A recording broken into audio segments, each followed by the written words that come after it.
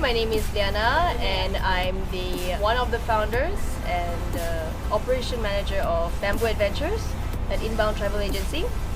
So my story is I'm half French, half Malay. I was born in Malaysia and my parents founded Bamboo Adventures in 2005 when I was still studying tourism in Bordeaux. And I came back and my parents told me, we have a company now and you have to start working in it. I did have some interest in tourism, languages and travel, and working at a really young age really allowed me to see the world differently and learn a lot of new things without having any role models or anyone to teach me.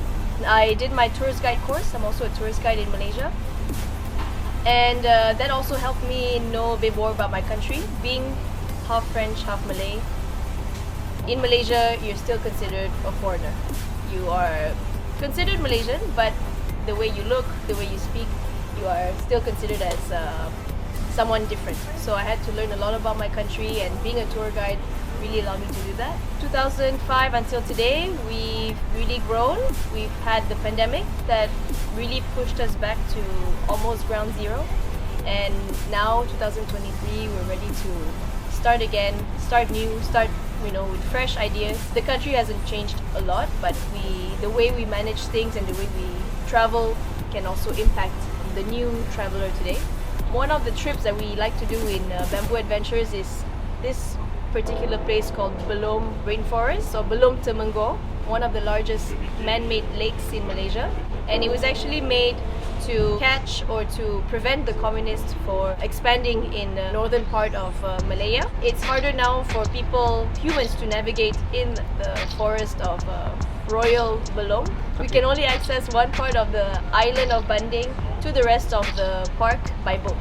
There are no long jungle trails, but there are some people or some things that like this arrangement are the animals.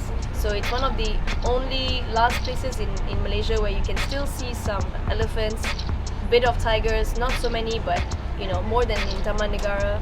And because we're so close to Thailand, they do go into Thailand and come back to Malaysia as and when they prefer. So after Temenggor Lake, you actually are very close to the Kelantanese border, to Jeli, which is actually the next town after Gerik. So you cross over this bridge, and a lot of people actually go to Kelantan from the northern part via the Temenggor Lake. It's one of the only places where you have many Rafflesia species. It looks like a flower, but it's technically a mushroom. Grows on vines and where it's dark with little human interaction. Another particular expedition we have here is the houseboat. So you're right now on one of the houseboats of the lake, which can accommodate up to 30 people. It's good for families, for friends, people who don't know each other, like new meetings.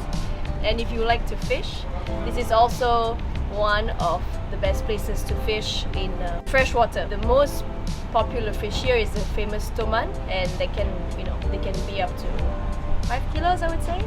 Before the resort, there wasn't many ways of visiting Belum Temenggor, so the houseboat was actually one of the first ways that you would come in up until here. This part, which is an island, this is Pulau Banding, and this is where you have resorts, you have a public jetty. You still have some orang asli living here in Belum. The Jahai community also in some parts. You have a northern part of the lake, which is reserve, Royal Belum State Park. And then the south is Temenggor Lake. So the south is public, anybody can just go and visit. But in the north, you still need a permit because the Malaysian military pretty much is still thinking that there are some communists or some form of danger if you do go by yourself in the north. I hope you like coming here in Belum Temenggor, and we hope Bamboo Adventures can be at your service for any next trips.